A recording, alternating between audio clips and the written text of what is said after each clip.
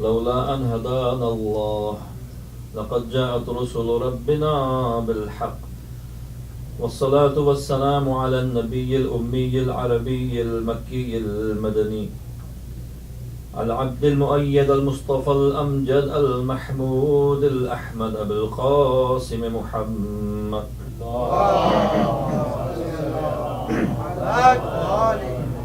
وعلى أهل بيته الطيبين الطاهرين المعصومين المظلومين الذين أذهب الله عنهم الرجس وطهرهم تطهيرا.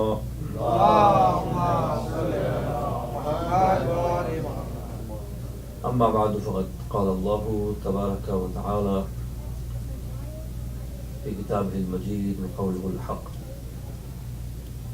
وهو أصدق القائلين أعوذ بالله من الشيطان الرجيم إن السمع والبصر والفؤاد كل أولئك كان عنه مسؤولا. صدق الله العلي العظيم. صلوات.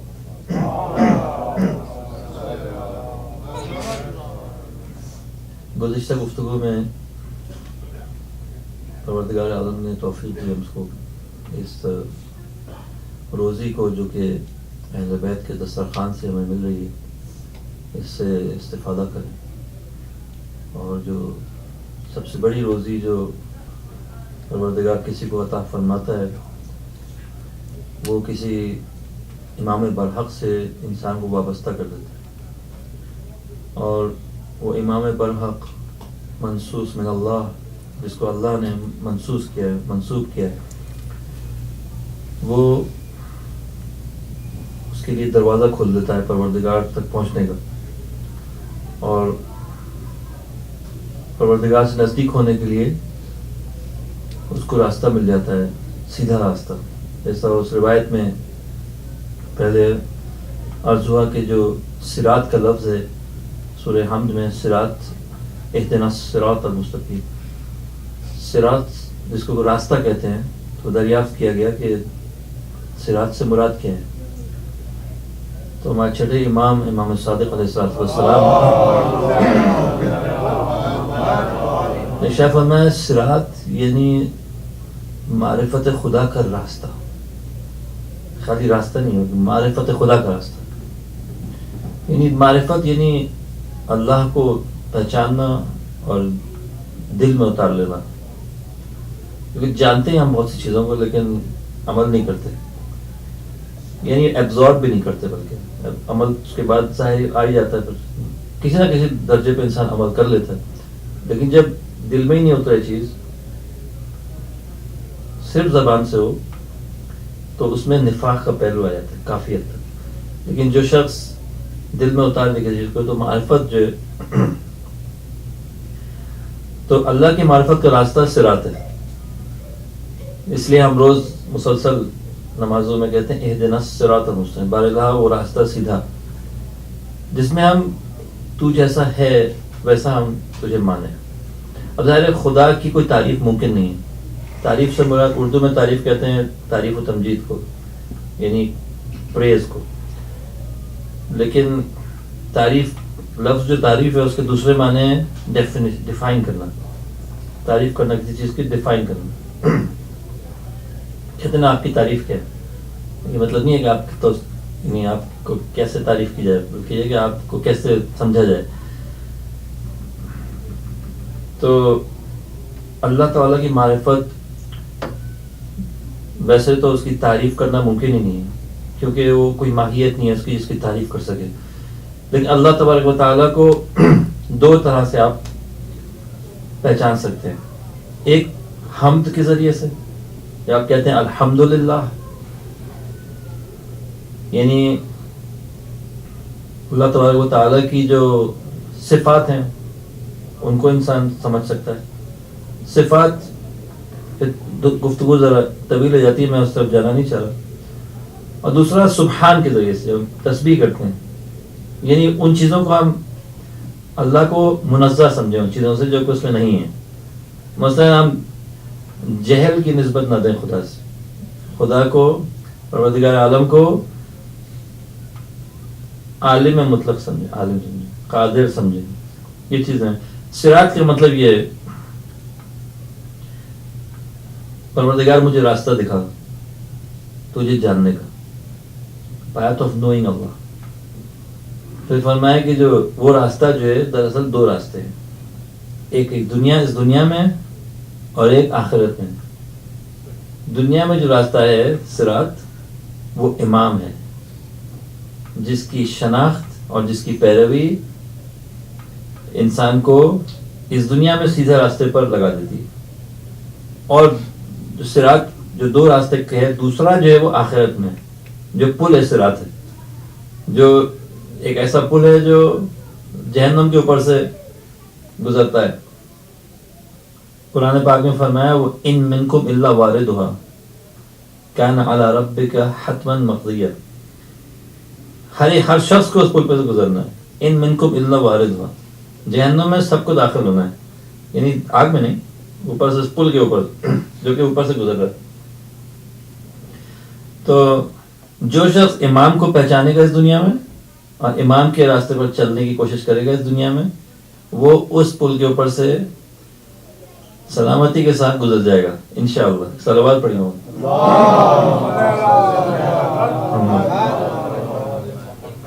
ولایت کو نعمت بھی کہا گیا قرآن کی اصطلاح میں نعمت کا لفظ ہے. وَأَمَّا بِنِعْمَةِ رَبِّكَ فَحَدِّثْ. نعمت، ٹھیک ہے، اما بنعمت ربک فحدث، وہ جو نعمت ہے پروردگار کی اس کا تذکرہ کرو، بیان کرو اس کو، خدا کی نعمت کو. تو ایک شخص آیا امام جعفر صادق علیہ السلام کے حضور صلی اللہ علیہ وسلم، اس نے عرض کی نعمت کیا ہے؟ تو دریافت کے امام نے لوگ کیا کہتے ہیں؟ انہوں نے کہا یہ نعمت جو ہی خدا نے کھانے پینے کو دیا ہے، ہمیں دنیا میں رزق دی، روزی دیا ہے، مختلف جو نعمتیں دی ہیں دنیا میں، ہمیں رزق پہنچایا ہم تک. امام علیہ السلام نے اس سے سوال پوچھا ہے کہ کوئی تمہیں اگر دعوت دے اپنے گھر کھانے پہ، دعوت دے کوئی کھانے پہ اور کھانا پیش کرے تمہیں، اور کھانا کھلانے کے بعد کہے تم سے ہاں بھائی تعریف کرو میرے کھانے کی، کیسا تھا، کیسا لگا، کیا تمہیں کھانا کھلایا میں نے، تعریف کرو، تو یہ کام اچھا سمجھا جائے گا یا برا سمجھا جائے گا؟ تو اس شخص نے کہا نہیں، یہ تو اچھا نہیں سمجھا جائے گا. آپ احسان جتا رہے ہیں، کھانے پہ بلایا آپ نے، تو آپ پذیرائی کرنے کے لیے آپ تو مہمان کی قدر کریں گے، اہمیت، اس کو احترام کریں گے، نہ کہ اس پر احسان جتائیں گے کہ آپ نے بڑی اس کے ساتھ احسان کیا، نیکی کی کہ آپ نے اس کو کھانا کھلا دیا. یہ تو اس نے احسان کیا کہ آپ کے پاس آیا ہو، یعنی ویسے تو ایک معنوی چیز کے، ویسے دیکھا جائے تو کھانا پکانے والا تو خرچہ کر رہا ہوتا ہے، ٹائم بھی سرو کر رہا ہوتا ہے، یہ ہماری تہذیب کا حصہ ہے. نہیں، اسلامی جو اخلاقیات ہیں اس میں انسان روحانی چیزوں کی طرف توجہ کرتا ہے. مہمان کو بلانا جو ہے اس کی بڑی قدر کی گئی ہے، بہت ثواب لکھا گیا ہے. حالانکہ آپ دیکھیں تو مہمان کو بلانے میں انسان کا وقت بھی صرف ہوتا ہے، ہزار چیزیں، گھر کی صفائی کرتی ہیں خواتین، سب لوگ مل کے تیاری کرتے ہیں، تو ایک مہمان کی خدمت کی جاتی ہے تھوڑی دیر کے لیے. آپ اس کو جو ہیں وہ فراہم کرتے ہیں، اس کے بعد آپ اسے احسان نہیں جتا سکتے. تو اس شخص نے کہا اتنا رسول اللہ آپ صحیح فرما رہے ہیں، تو نعمت کیا چیز ہے؟ پھر امام نے فرمایا وہ نعمت ولایت ہے، ہماری امامت کا اعتقاد ہے جو اللہ تبارک و تعالیٰ نے تمہیں دیا ہے رسول کے واسطے سے، کہ تم اس نعمت کا اظہار کرو. اس نعمت کبرا جو ہے سب سے بڑی نعمت پروردگار کی امامت ہے کہ آپ ایک امام عادل سے جو اللہ نے جس کو بھیجا ہے، منسوب کیا ہے، جانشینی رسول، وصایت جسے کہتے ہیں، وصایت، جانشینی رسول کا رتبہ جس کو دیا ہے، باب علم النبی جس کو بنایا ہے، اور وہ راستہ صراط کا سیدھا راستہ جس کو قرار دیا ہے. اس نعمت کا پرچار کریں، آپ مسلسل بیان کریں، پروردگار کی نعمت یاد دلائیں. یہ وہ نعمت ہے جو مانگنے سے ملتی ہے. کھانا تو ہر ایک کو، سانس لینے کے لیے ہوا جو ہر ایک کو میسر ہے. یہ تو پروردگار نے دسترخوان بچھایا ہے، ہر ایک کو دعوت دی ہے، ہر ایک کو مل رہا ہے، مومن ہو، کافر ہو، جو بھی ہو، مل رہا ہے اس کو. اور اس کو کسی اس کی ضرورت وہ نہیں ہے، ویسے ہی اس کو ضرورت نہیں. لیکن جو چیز اس نے فرمایا کہ بیان کرو وہ یہ ہے تو یہ سب سے بڑی نعمت ہے پروردگار کی کہ انسان امام برحق کا قائل ہو. ایک شخصیت گزری تاریخ میں زید ابن سوحان نام تھا. یہ صحابی تھے حضرت امیر المومنین علی بن ابی طالب علیہ السلام.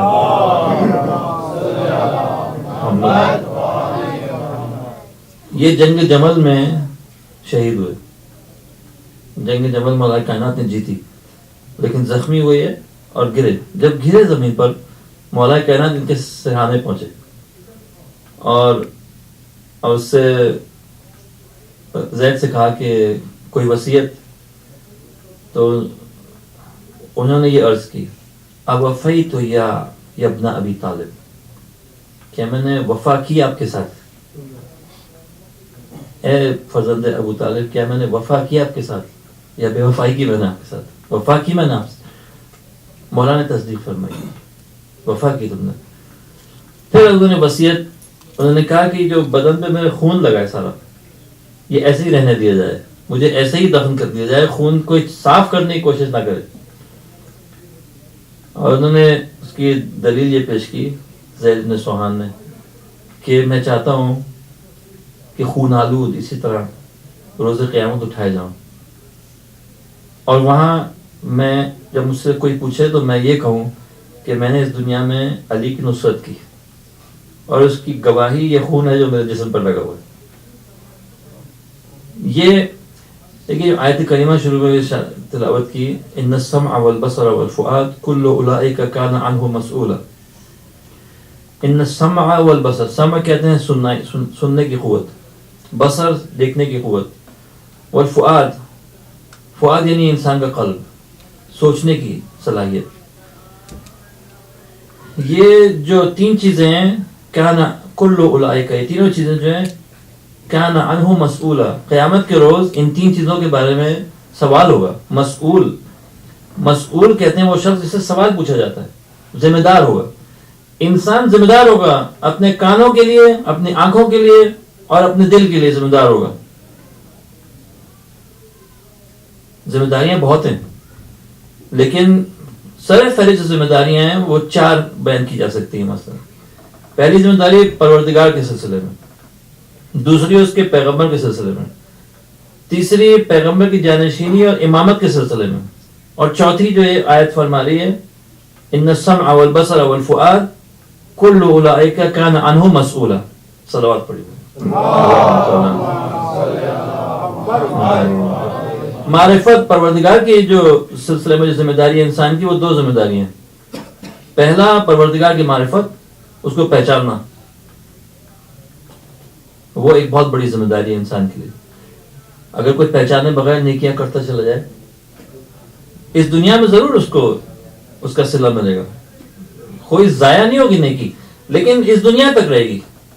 ایک شخص تھا جو اسلام قبول اس نے کیا مدینہ میں اور حضور کی خدمت میں حاضر ہوا. یہ بڑا نیکوکار شخص تھا. عرب میں جو دستور تھا بعض یہ زمانے جاہلیت میں کہ جو لڑکی پیدا ہوتی تھی اس کو زندہ دفنا دیا کرتے تھے. اس شخص نے دیکھا یہ اتنا بڑا ہولناک جرم اور جنایت جو کی جا رہی ہے, نو مولود ایک بچی کو زندہ دفن کیا جا رہا ہے. اس شخص سے رہا نہیں گیا. جب بھی اس کو پتا چلتا تھا کہیں بچی پیدا ہوئی دوڑ کے جاتا تھا, کسی کو بھیجتا تھا. اس نے شروع کیا, پہلی جو بچی اس کو پتا چلا کہ اس نے ٹھانی کہ میں اس کی جان بچاؤں گا, پھر چلا گیا, بچی پیدا ہوئی, اس نے باپ سے جا کے بات کی. اس نے کہا کہ تم بچی کو پالو گے؟ اس نے کہا نہیں, میں اس کو نہیں رکھ سکتا, اس کو دفن کر دوں گا. اس نے کہا دفن نہ کرو, میں تم سے لے لیتا ہوں, اس کے عوض تم کیا چاہو گے؟ تو یہ بعض اوقات ایک اونٹ, بعض اوقات دو اونٹ, بعض اوقات تین اونٹ دے کے بچی کو لے لیتا تھا. اور پھر اس کے گھر والے اس کو پالتے تھے, بچی کو بڑا کرتے تھے, اور بڑا ہونے کے بعد اس کی شادی کرا دیتا تھا. اس نے 360 بچیاں اس طرح بچائیں زندہ. اور اس نے اس روایت میں کہیں ہے کہ اس میں سے کتنے چند سو کی, 150 یا 200 تک کی میں نے شادیاں بھی کرا دی ہیں, باقی جو ہیں وہ ان کی بھی کرا دوں گا میں. یہ بہت بڑا کام ہے, بہت بڑا کام ہے. لیکن بہرحال یہ حضور کے خدمت میں حاضر ہوا. اس نے کہا کہ میں آپ پر ایمان لے آیا ہوں, پروردگار پر ایمان لے آیا ہوں, اسلام قبول کر لیا میں نے, کیا میرا اجر ہے کوئی اس کام میں جو میں نے کیا؟ حضور نے ارشاد فرمایا اگر تم خدا پر, پروردگار عالم پر اعتقاد رکھتے جب تم نے وہ کام کیا تھا تو آخرت میں بھی تمہیں اس کا اجر ملتا, جو کہ ابھی تمہارے لیے نہیں. دیکھیے ایک شخص مانتا ہی نہیں خدا کو, ہاں دنیا میں ضرور صلہ ہے اس کو, بہت صلہ ہے, فراوانی ہے, روزی کی فراوانی ہے, عزت ہی عزت ہے. کرتے ہیں ہمارے, آپ دیکھتے ہیں عیسائیوں کو دیکھتے ہیں اور لوگوں کو دیکھتے ہیں, خدمت کرتے ہیں انسانیت کی, جاتے ہیں اٹھ کے دنیا کے دوسرے غریب علاقوں میں جاتے ہیں, کھانے کھلاتے ہیں, ہاسپٹلس کھولتے ہیں, مدرسے تعلیم درس گاہیں کھولتے ہیں, سوشل کام کرتے ہیں, کمیونٹی سروس کرتے ہیں, اور پروردگار بھی نوازتا ہے ان کو. وہ نیک کام میں ان کی مدد ہوتی ہے, ان کو وسائل ملتے ہیں, ان کو عزت بھی ملتی ہے, کتنی کوریج ملتی ہے ان کو. دیکھیں اس کے صلاح, مادی صلاح دیکھیں, ہم اس ملک میں رہ رہے ہیں اس وقت, ٹھیک ہے. تو پروردگار نے کوئی بخل نہیں کیا ان کے ساتھ, کوئی بخل نہیں کیا. یہ الگ بات ہے کہ انہوں نے اپنی ساری توجہ مادی ترقی میں صرف کی ہے.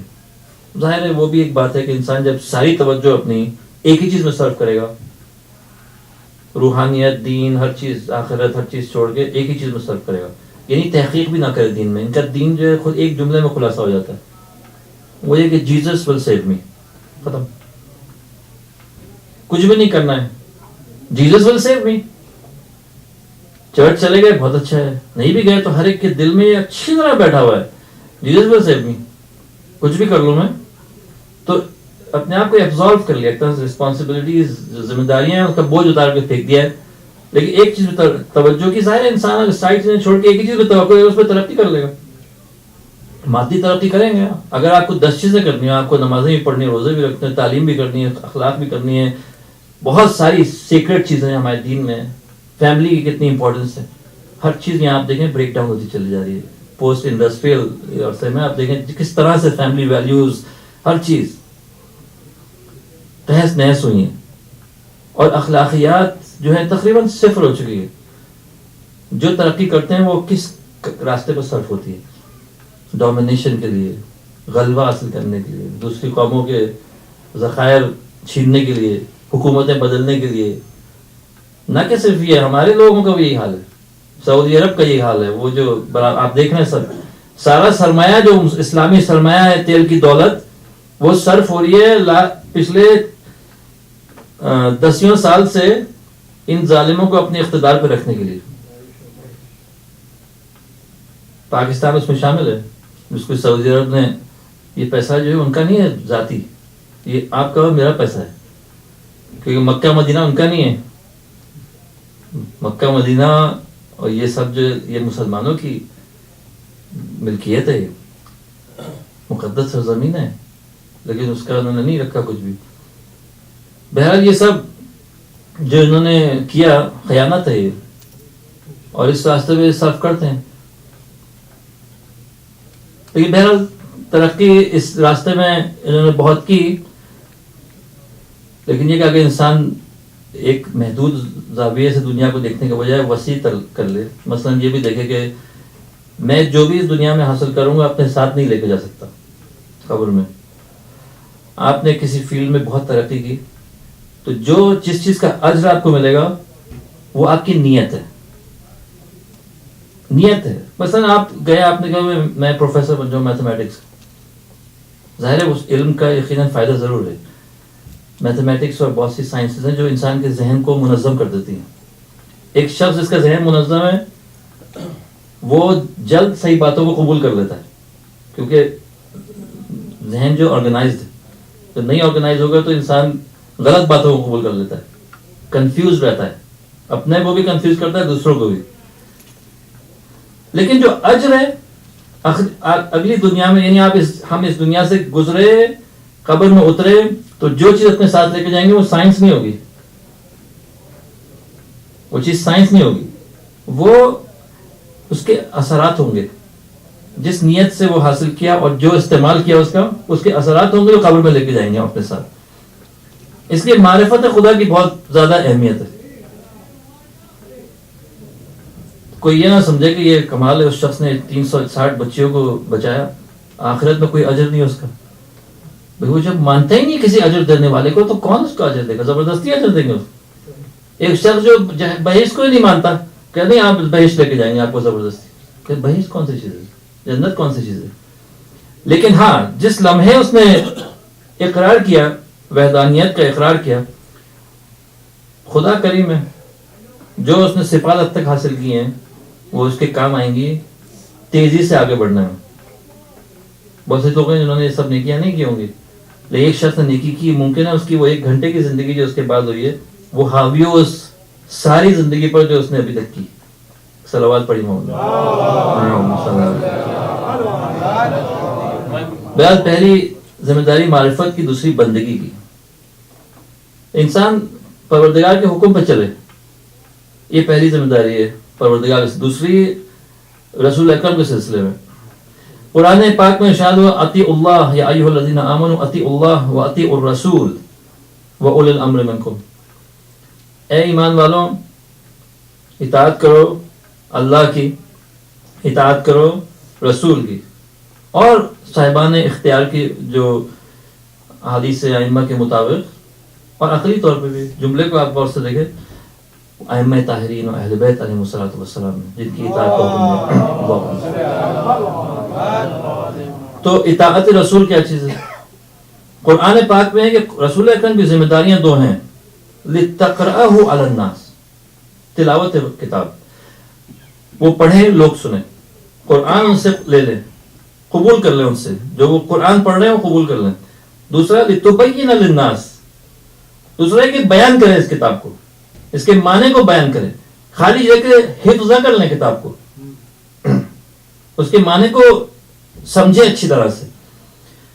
ایک یہ سوال ہے بہت سے لوگوں کے ذہنوں میں کہ مولا علی علیہ السلام کا نام کیوں نہیں قرآن میں؟ تو بعض لوگوں نے یہ تھیوری نکالی کہ تھا، نکال دیا گیا. قرآن میں لکھا ہوا تھا لیکن جو اوریجنل کتاب تھا اس میں لکھا ہوا تھا. بعد میں خلیفاؤں نے آ کے کتاب کو ادھر ادھر کیا، اس میں سے جہاں جہاں مولا علی کا نام تھا وہ آیتیں نکال کے باہر کر دی، اور اس قرآن کو جو ہے وہ بکثرت چھاپ کے اس کو کر دیا، لوگ بھول گئے اس کتاب کو. یہی ایسا سوال جو تھا ایک شخص کے پاس تھا ذہن میں، وہ آیا حضرت امام جعفر صادق علیہ السلام کو، یا رسول اللہ ائمہ اطہار کے نام جو ہیں قرآن میں کہاں دیے ہوئے اور کیوں نہیں دیے ہوئے اگر نہیں دیے ہوئے؟ امام علیہ السلام نے ارشاد فرمایا کہ قرآن جو ہے ہدایت کی کتاب ہے جس میں کلیات ہیں، اس میں تفاصیل نہیں دی ہوئی، کسی بھی سبجیکٹ کے بارے میں نہیں، کسی بھی سبجیکٹ کے بارے میں قرآن میں تفصیلات نہیں. امام نے سوال پوچھا اس سے، کیا قرآن میں تم نماز پڑھتے ہو؟ کہ جی پڑھتے. کس نے حکم دیا؟ قرآن میں لکھا. تم جو نماز پڑھتے ہو صبح کی 2 رکعت اور مغرب کی 3 رکعت اور ظہر کی 4 رکعت، تو یہ کیسے پڑھتے ہو تم؟ کہاں لکھا قرآن میں؟ اس نے قرآن میں تو یہ نہیں لکھا، تو کیسے پڑھتے ہو تم؟ کہنا وہ تو حضور اکرم نے فرمایا لِتُبَيِّنَ لِلنَّاسِ مَا نُزِّلَ إِلَيْهِمْ وَلَعَلَّهُمْ يَتَفَكَّرُونَ. یہ تو رسول اکرم کا فریضہ تھا، لِتُبَيِّنَ بیان کریں، تبیین کریں. ٹھیک ہے، وہ جو کلیات جو دی ہوئی قرآن میں، جنرل جو گائیڈ لائنز اور انسٹرکشن دی ہوئی قرآن میں، نماز پڑھو، اقم الصلاۃ لذکری، نماز قائم کرو میری یاد کے لیے. کہیں بھی یہ نہیں لکھا کہ نماز پڑھو اس طرح، بلکہ حضور اکرم نے فرمایا صلو کما رأیتمونی اصلی، نماز پڑھو جیسا کہ تم مجھے دیکھو پڑھتے ہوئے اس طرح نماز پڑھو. تفصیل تو وہاں سے پتہ چلی. امام نے پوچھا زکوٰۃ دیتے ہو؟ کس کے کہنے پہ دیتے؟ قرآن پاک پہ. کیا لکھا ہے؟ وہ آتوا الزکاۃ، زکوٰۃ دو. تو امام نے فرمایا تم جو زکوٰۃ دیتے ہو تو جس مقدار میں دیتے ہو کہاں اس کا بیان ہے قرآن میں؟ اس نے کہا اس کا بیان تو نہیں ہے قرآن میں. تو پھر کیسے دیتے ہو تم؟ تو اس نے یہی کہا کہ وہ تو ہمیں پیغمبر اسلام نے فرمایا ہمارے لیے، اس کی تفسیر. امام نے حج کے متعلق دریافت کیا، تم حج کرتے ہو، حج میں اعتقاد رکھتے ہو؟ حج کا حکم کہاں ہے قرآن میں؟ وَلِلَّهِ عَلَى النَّاسِ حِجُّ الْبَيْتِ مَنِ اسْتَطَاعَ إِلَيْهِ سَبِيلًا، اللہ تبارک تعالیٰ کا حق ہے بندوں پر، علی الناس حج البیت، کہ وہ رخ کریں مکے کا اور مناسک حج بجا لائیں. حج البیت من استطاع الیہ سبیلا، جس کے پاس استطاعت ہو، جو جا سکے، صحت رکھتا ہو، مالی استطاعت رکھتا ہو، خوف نہ ہو راستے میں، جب جائیں سفر میں تو واپسی میں روزی کا انتظام ہو، یہ نہ ہو واپس آئے پتہ چلا جاب ہی چلی گئی، اب بیٹھے ہیں سڑک پہ. انتظامات ہیں، آپ جائیں، لیکن کیسے حج کریں؟ کہاں لکھا ہے؟ اس نے کہا یہ تو قرآن میں نہیں ہے. کیسے پتا چلا قرآن کہ حج کیسے کرنا ہے؟ وہ تو احادیث سے پتا چلا، پیغمبر اسلام نے فرمایا، آپ لوگوں سے ہمیں پتا چلا کہ حج کیسے کرنا چاہیے. تو امام نے فرمایا اسی طرح جب پروردگار عالم نے قرآن پاک میں فرمایا اطیعوا اللہ و اطیعوا الرسول و اولی الامر منکم، جب ایک کلیہ دیا قرآن میں، اطاعت کرو اللہ کی، رسول کی، اولی الامر کی، تو جب تم یہ آیت پڑھو گے تمہارے ذہن میں سوال ہوگا اولی الامر کے کیا مطلب ہے؟ کسی کی اطاعت کرو، خدا نے کہا، کون ہے وہ؟ کس کی اطاعت کرو؟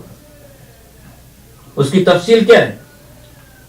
اگر تم پیغمبر پر ایمان رکھتے ہو تو جا کے پیغمبر سے دریافت کرو گے، اگر ایمان نہیں رکھتے تو مسلمان نہیں ہو. اپنی مرضی سے اگر اولو الامر کے معنی نکالو گے تو مسلمان نہیں ہو. یہ میں شرح کر رہا ہوں اس حدیث کی جو امام نے فرمایا کہ ہر چیز قرآن میں کلی طور پہ بیان کی گئی، تفصیلات نہیں ہیں. احکام کے بارے میں جو قرآن پاک میں آیات ہیں وہ 300 سے 400 تک ہیں، زیادہ سے زیادہ 400 آیات. 6000 سے زیادہ قرآن میں آیات کریمہ ہیں، اس میں سے 300-400 احکام کے متعلق ہیں. 300-400 آیات میں اتنے احکام ہیں کہ جو فقہی کتاب جواہر الکلام 20 جلدوں میں وہ اسی سے ماخوذ ہے. سارے مجتہدین، یعنی چاہے آیت اللہ خوئی ہوا، امام خمینی ہوئے، دوسرے مجتہدین ہیں جو درس خارج دیتے ہیں فقہ کا، کسی ایک موضوع پہ درس ہوتا ہے، فقہ کا درس ہوتا ہے، 10 سال چلتا ہے. آیات سے 300 یا 400. تو کیا ان آیات سے 1,00,000 قوانین نکل آئے کیا؟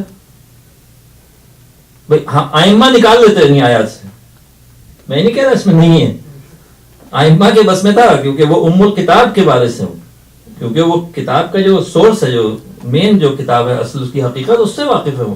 ہم تو اس عبارت کو پڑھتے ہیں جو ہمارے سامنے، اس عبارت میں مجمل ہے، یعنی کلی طور پہ بیان کیا گیا، تفصیلات نہیں دی گئی.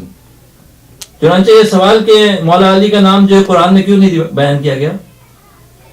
قرآن ہے ہدایت کی کتاب، انسان کو ہدایت کری رسول کی طرف، جاؤ لتقرأوا علی الناس لتبین للناس ما نزل الیہم، جاؤ جا کے وہ بیان کریں گے اور تم سنو اور اس پر عمل کرو.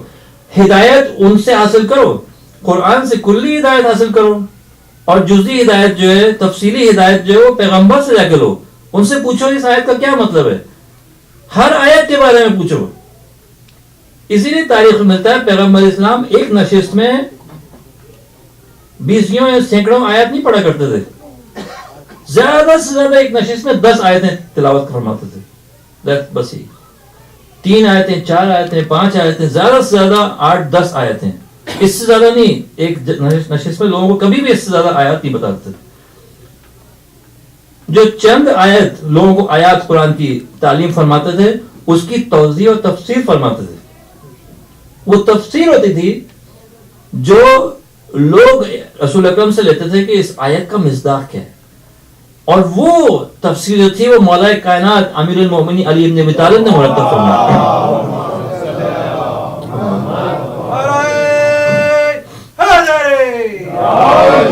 وہ آپ نے تمام جو علم کا ذخیرہ تھا، وہ جو آپ نے حضور اکرم نے جگہ جگہ فرمایا، آیت نازل ہوئی یہ فلاں سلسلے میں، یہ عام ہے، یہ خاص ہے، مطلق ہے، مقید ہے، محکم ہے، متشابہ ہے، شان نزول کیا ہے، کس سلسلے میں نازل ہوئی، کیا کیا اس کے مصادیق، کہاں کہاں اپلائی ہو سکتی ہے، ساری چیزیں مولا کائنات نے درج کی تھی اپنے پاس. اور حضور اکرم نے حکم دیا تھا کہ میرے بعد یہ کتاب، تم جو حضور کا اپنا نسخہ تھا، یہ کتاب تم لے جاؤ اور اس کو تم مرتب کرو. ظاہر ہے آیات تو ساری وہی تھی. مولا کائنات نے وہ ساری تفاصیل جو پیغمبر ارشاد فرماتے رہے وہ جمع کر کے 6 مہینے لگے ان کو, جو ایک اشارے سے بہت کچھ پڑھے تھے, 6 مہینے لگے ان کو وہ ساری کتاب جمع کرنے میں. وہ مصحف علی تھا, مصحف علی ابن ابی طالب علیہ الصلوۃ والسلام, جو آپ نے 6 مہینے میں مرتب کیا. صلوات پڑھی ہوگا.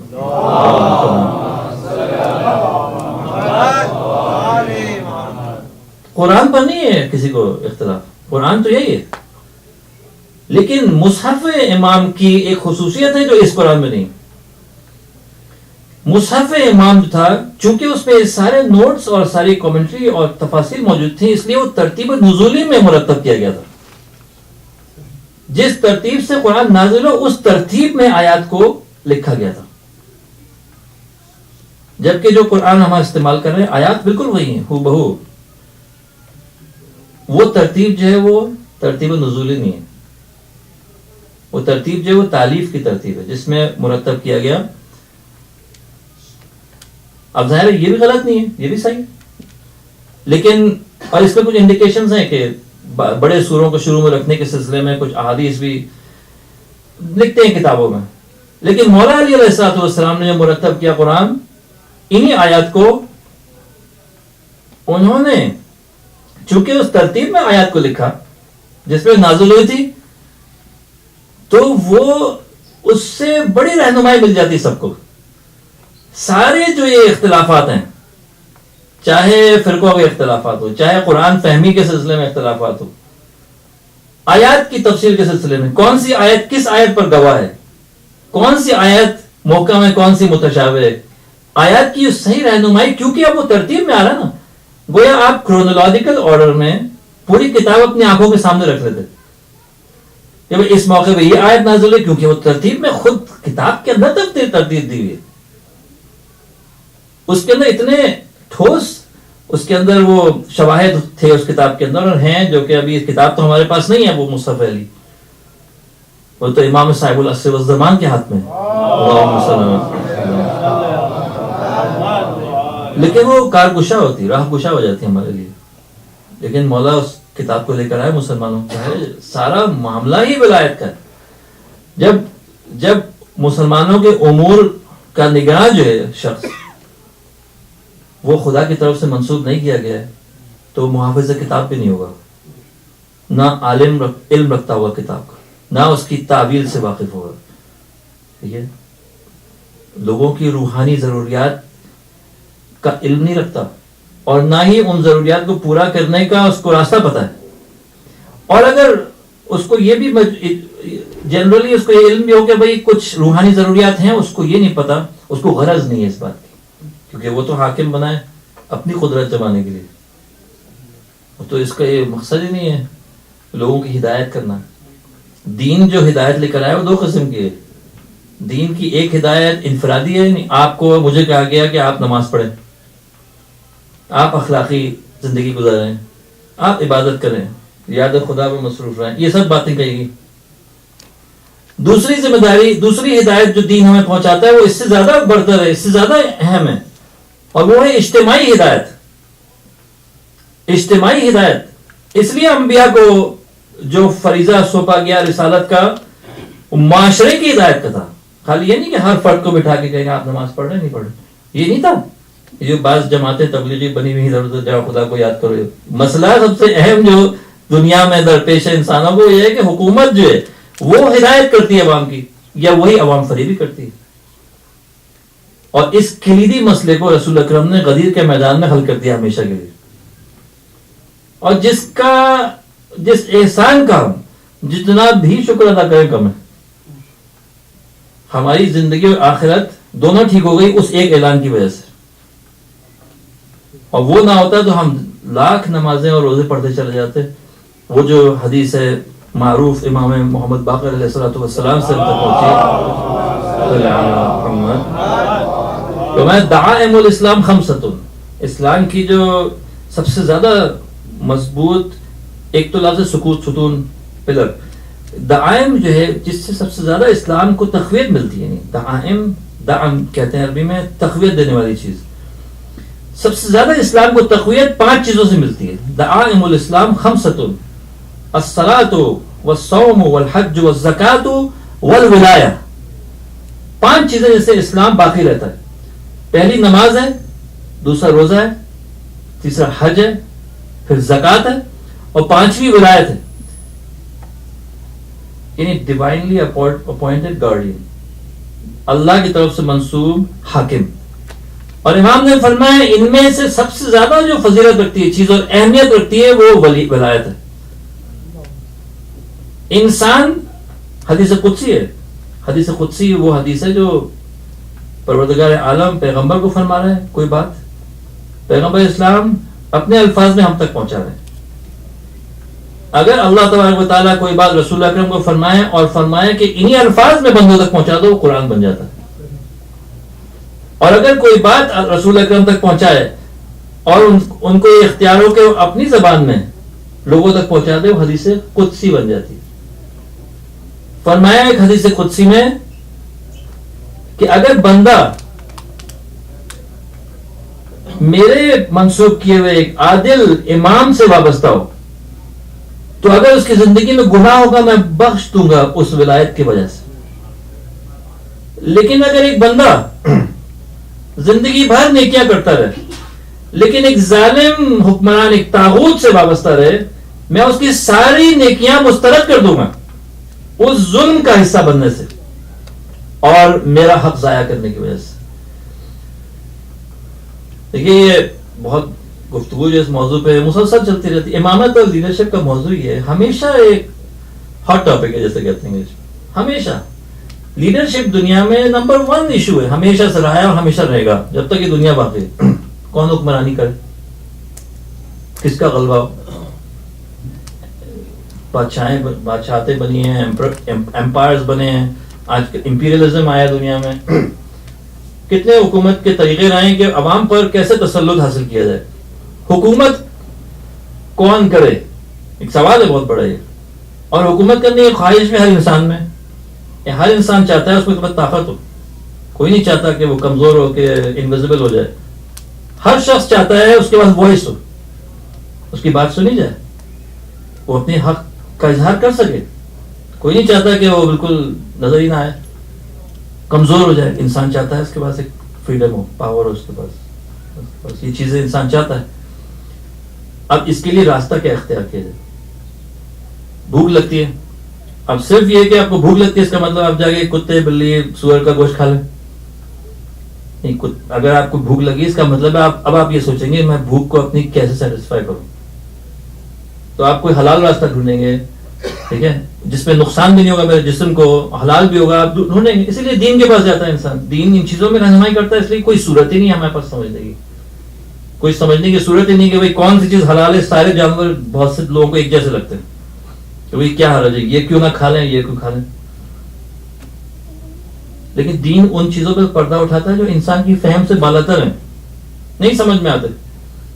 وہ تو اب طلب ہے کھانے کی، بھوکا ہے انسان کھائے، لیکن یہ مطلب نہیں اس کا کہ اب چونکہ بھوکا ہے کچھ بھی کھا لے، کسی اور کا مال اٹھا کے کھا لے.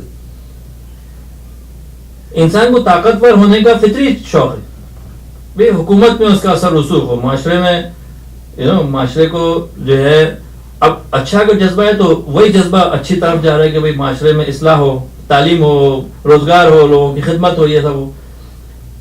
اگر برا عزم ہے تو یہ ہوگا کہ بھئی غلبہ حاصل ہو، میں پیسے بنا سکوں، جیسے آج کل کے بہت سے حکمران کرتے.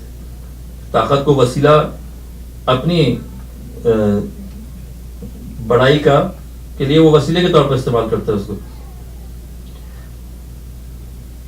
لیکن حکومت جو چیز ایسی ہے کہ جس کے لیے پروردگار عالم نے حضور اکرم کے ذریعے سے کہا کہ میں اظہار کر رہا ہوں.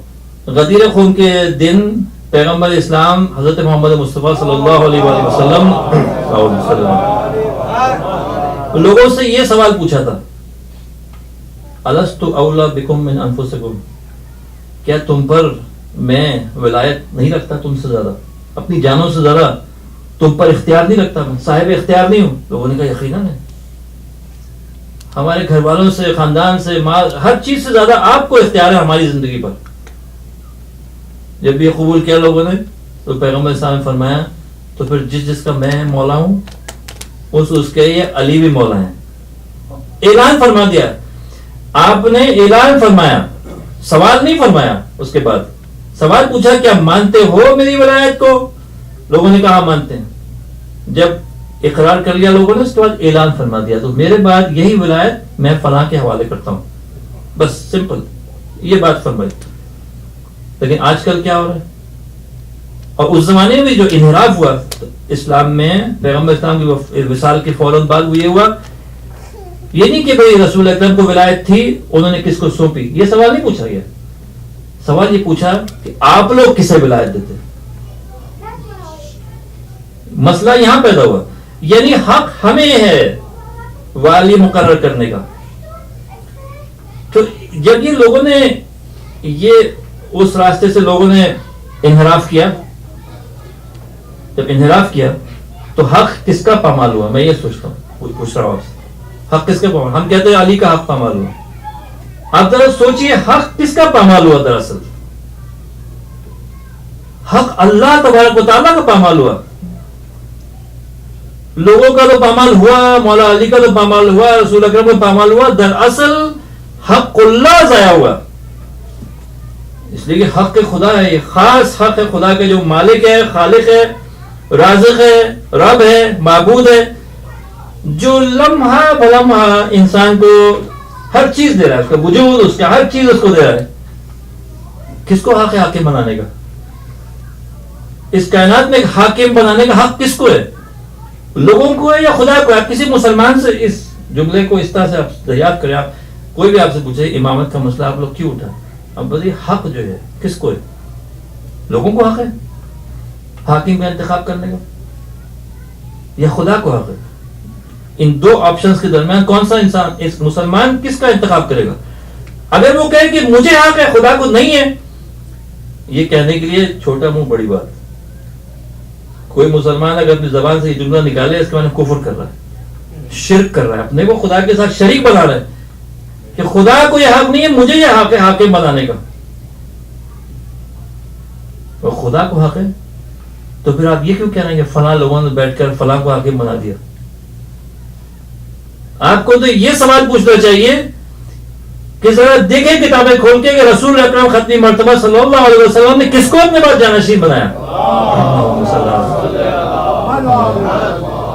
کیونکہ میں تو اختیار ہی نہیں رکھتا اس معاملے میں, اور باقی بھی انسان میری طرح سے ہیں, کوئی اختیار نہیں رکھتے, کوئی نہیں اختیار اس چیز کا.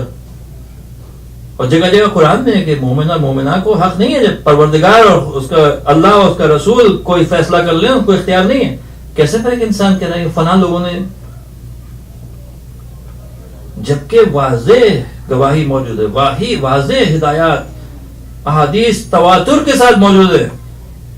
انی تارک فیکم الثقلین کتاب اللہ و عترتی اہل بیتی, میں تمہارے درمیان دو گراں قدر چیزیں چھوڑے جا رہا ہوں, کتاب خدا اور اپنی اہل بیت عترت, اپنی ضروریت کو تمہارے درمیان چھوڑے جا رہا ہوں. ما ان تمسکتم بہما لن تضلوا من بعدی ابدا, اگر تم ان سے قرآن اور میری اہل بیت سے وابستہ رہو, کبھی بھی میرے بعد تم گمراہ نہیں ہوگے. وانہما لن یفترقا حتی یردا علی الحوض, اور یہ دو بھی ایک دوسرے سے جدا نہیں ہوں گے کبھی, یہ دو بھی ایک دوسرے کے پابند رہیں گے. قرآن سمجھ نہیں سکتے آپ حدیث رسول کے بغیر, حدیث اہل بیت کے بغیر. حدیث رسول تو سراسر بیانگر قرآن ہے, مبین قرآن ہے, قرآن کی آیات کا تجسم ہے, اس کی تعویل ہے, ایک دوسرے سے الگ ہو نہیں سکتے. حتی یردا علی الحوض, حوض کوثر تک یہ لوگ ساتھ رہیں گے. تو جو بھی شخص قرآن کو لے اور کہے یہ کافی ہے, یہ حوض کوثر جب میرے پاس آئے گا تو میرے ہاتھوں مسترد ہو جائے گا, چاہے وہ یہ کہے میں صحابی ہوں, چاہے وہ یہ کہے میں آپ کا کلمہ گو ہوں, چاہے وہ یہ کہے میں کتنے حج کیے ہیں, کتنے زکوٰۃ کی. کیونکہ جب امام منصوص من اللہ کو نہیں مانا انسان نے, باقی ساری عبادات ضائع ہیں, کیونکہ اس کی فکر ہی خراب ہے. جب انسان کا عقیدہ ہی خراب ہو, جب انسان توحید کا ہی صحیح قائل نہیں, حق اللہ کے ساتھ انصاف نہیں کر سکتا, یہ اپنے ساتھ اور رسول کے ساتھ اور باقی لوگوں کے ساتھ کیسے انصاف کر سکتا ہے؟ صلوات پڑھی محمد. بس یہ وقت بھی ختم ہو گیا ہے.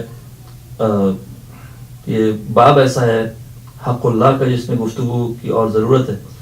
انشاءاللہ کچھ اور اہم احادیث ہیں جو کل پرسوں کی گفتگو ہے، انشاءاللہ اس پہ پھر گوشت گزار کریں گے انشاءاللہ. یہ ایام جو ہیں مصیبت کے ایام ہیں، اور ایک شیعہ جو ہے وہ زندہ ہی غم اہل بیت کے لیے، اس کی خوشی ان شیعتنا خلقوا من ماء ولایتنا، ان شیعتنا خلقوا من فاضل طینتنا وعجنوا بماء ولایتنا یفرحون لفرحنا ویحزنون لحزننا. ہمارے شیعہ، امام فرماتے ہیں ہمارے شیعہ جو ہیں ہماری مٹی سے پیدا کیے گئے، جس مٹی سے ہم پیدا کیے گئے یعنی ہمارے بدن، اہل بیت کے بدن جس مٹی سے، طینت سے پیدا کیے گئے، اس سے مومنین کی ارواح کو اللہ نے پیدا فرمایا. وعجنوا بماء ولایتنا، اور جب یہ مٹی تھی اس کو گوندا گیا، ولایت کے پانی کے ساتھ اس کو گوند دیا گیا. چنانچہ شیعہ خوش ہوتا ہے جب اہل بیت خوش ہوتے ہیں، اور شیعہ جو ہے محزون ہوتا ہے، افسردہ اور غمگین ہوتا ہے جب اہل بیت علیہ السلام غمگین ہوتے ہیں. اس سے بڑی کیا مصیبت ہوگی کہ علی کی بیٹی جو آج ماتم کر رہی ہے، اس سے بڑی کیا مصیبت ہوگی کہ عاشور کا دن آئے اور امام کو اذن جہاد دینا پڑے چھوٹے چھوٹے بچوں کو.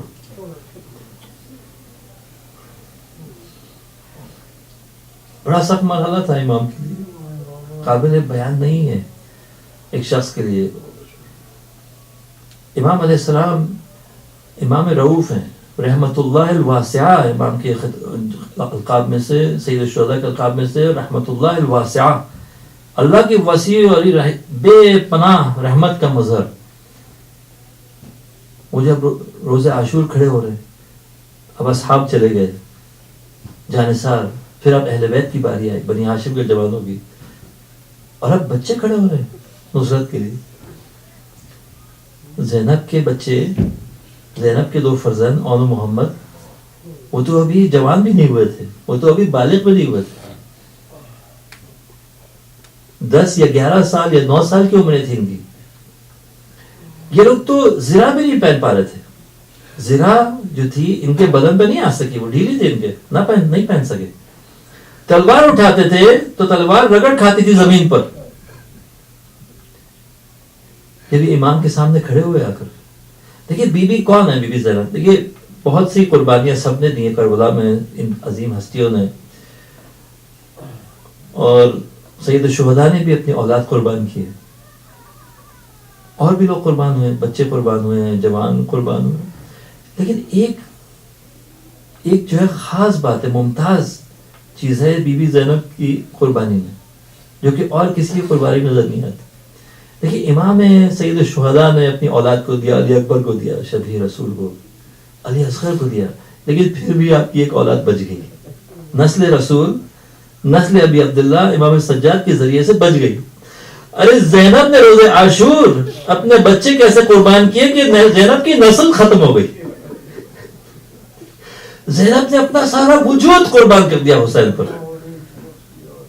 سب کچھ قربان کر دیا. آپ کا جو کردار ہے سید الشہداء کی زندگی میں ماں کا کردار ہے. آپ نے سید الشہداء کو زندگی میں کبھی ماں کی کمی نہیں محسوس ہونے دی. اس طرح سے آپ نے خدمت فرمائی. شادی کا وقت آیا، عبداللہ ابن جعفر، ظاہر ہے کہ جعفر طیار کے فرزند، ممتاز شخصیت، بے انتہا ممتاز شخصیت. آپ نے قبول کیا رشتہ، لیکن آپ نے ساتھ کہا میں حسین کے بغیر نہیں رہ سکتی. جب شادی ہوئی 3 دن جب گزرے تو ادھر بی بی زینب رو رہی تھی اور ادھر سید الشہداء رو رہے تھے. کسی نے بی بی سے کہا آپ کیوں رو رہی بی بی؟ فرمایا 3 روز ہو چکے ہیں میں نے حسین کو نہیں دیکھا. ادھر حسین افسردہ ہے، آنسو بہا رہے. کسی نے دریافت کیا کہ کیوں روتے ہیں بابا؟ فرمایا 3 دن ہے آج میں نے اپنی بہن کو نہیں دیکھا. صاحبان معرفت کا خیال اور اعتقاد یہ ہے کہ بی بی زینب کو اللہ نے امام حسین کے لیے پیدا کیا تھا، کربلا کے لیے پیدا کیا تھا. یعنی اگر بی بی زینب نہ ہوتی تو یہ سب نہ ہو پاتا.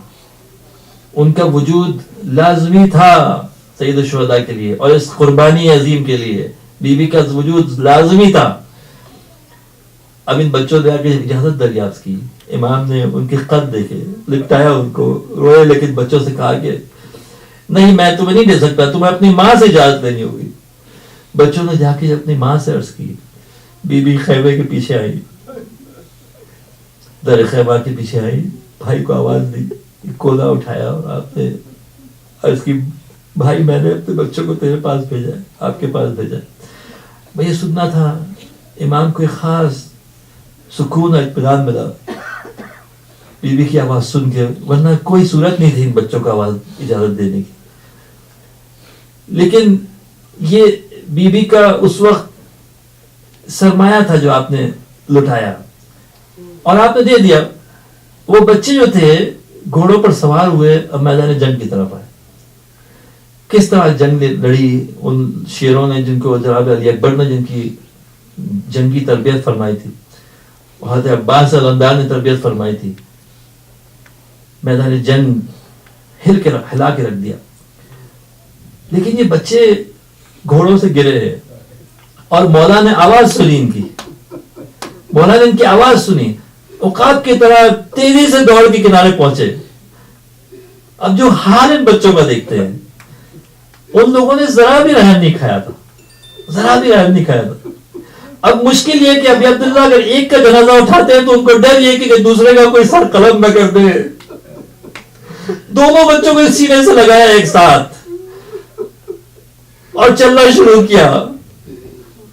फिर बनी हाशिम के और बच्चे और दूसरे लोग आए और इमाम का साथ दिया। जब इन बच्चों को लाकर खैमे के सामने लिटाया गया, बीवी खैमे के अंदर है, बाहर नहीं आ रही, नहीं चाह रही कि इमाम के रूबरू, इमाम की आंखों में आंखें डाल के देखे, नहीं चाह रही ऐसा। क्यों नहीं चाह रही? नहीं चाहती कि भाई के चेहरे पे कोई शर्मिंदगी नजर आए, नहीं चाहती। जब कहा गया ज़ैनब तुम्हारे बच्चे आ गए, ये सवाल नहीं पूछा कि जिंदा आ गए या शहीद हो गए या क्या उन पर गुजरी, बस जब कहा गया आपके बच्चे आ गए सामने खैमे के, बीवी खैमे से बाहर नमूदार हुई। उन दो जनाजों के दरमियान जो मट्टी थी उसको साफ किया, अपने हाथों को अपने बेटों के सीनों पर रखा, सर को सजदे में रख दिया खाक पर और कहा बारहा इस कुर्बानी को तो कबूल फरमा, बारहा कबूल फरमा ज़ैनब की कुर्बानी को। कभी मातम नहीं किया बेटों का, कहीं जिक्र नहीं किया। ज़ैनब का सारा गम ही अभी अब्दुल्ला का गम था।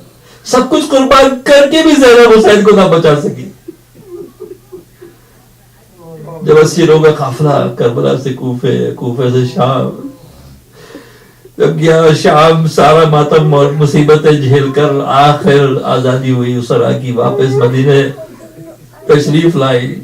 ये बचे कुचे, ये लुटी हुई बीबियां, ये सब परेशान हाल, चंद यतीम थे, कुछ औरतें थी, वापस अपने घरों को पहुंची। जब घर में दाखिल हुई बीवी, अब उस मुसल्ले में पहुंची और तो मोहब्बत नमाज पढ़ा करता, वहां पहुंचकर आपको अपने बच्चों की याद आई, वो खाली घर देखकर आपको याद आया कि और मोहब्बत तुम कहाँ हो, तो माँ वापस आ गई।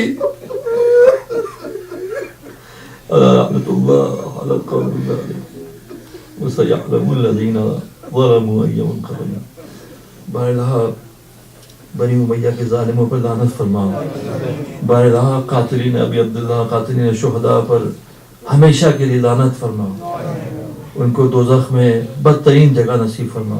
बहला हमें अहले बैत अलैहिस्सलातु वस्सलाम का साया इस दुनिया और आखिरत में अता फरमा। बहला इमाम ज़माना के ज़ुहूर में ताजील फरमा।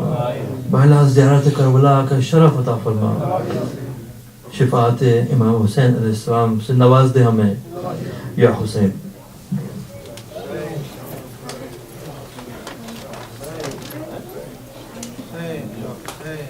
Hey.